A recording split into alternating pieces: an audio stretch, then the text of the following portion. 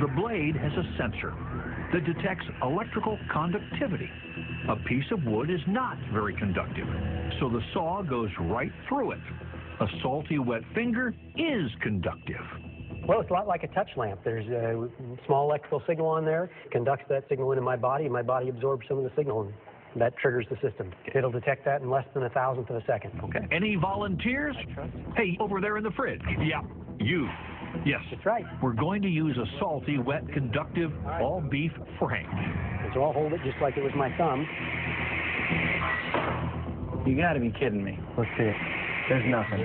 That is amazing. That really is. I mean, it's like nothing ever happened. The blade is rotating at about 5,000 RPM. It's forced to stop in 1/1000th of a second. It saves a finger, but mangles the machine.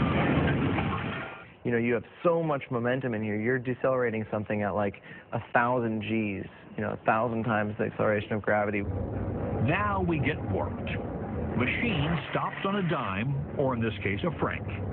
Machine is not happy about this fact. Any way that this asymmetrically hits the weight, it's just going to put huge torques. You're slowing this thing down at 1,000 Gs. We just have no human reference to what that means. That's like driving a car 1,000 miles an hour and hitting a wall. Yeah, concrete wall. And it's just flapping like it's a piece of paper. 5,000 RPMs is a lot of energy. The energy has to go somewhere when it stops, so it's transferred to the soft stop module, which acts like the crumple zone in a car. The module and saw blade are now officially trashed. But hey, at a cost of about $60, better to pay that than with a finger. It's an amazing idea, and it's implemented in a way where you're using energy for its own stop. Steve Gass is a true believer in his design, which brings us to our next demonstration. Steve is going to put his own finger into the table saw blade. How are you feeling about this? Well, a little nervous. Yes, you knew we had to go for it. I don't much like doing it, but it is such a unique opportunity. Let's do it. There's not going to be a take two here. Having everything set right is crucial. As if you need a reminder, this is with saw stop. This is without. Without. That mask Steve is about to put on isn't a protection from spurting blood.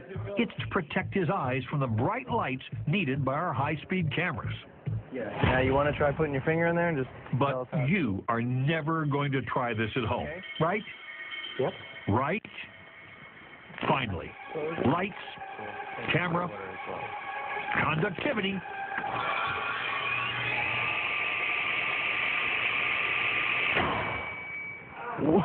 You all right? Yep. There's no blood. There's nothing. No, it didn't hurt. This is a man who has faith in his creation.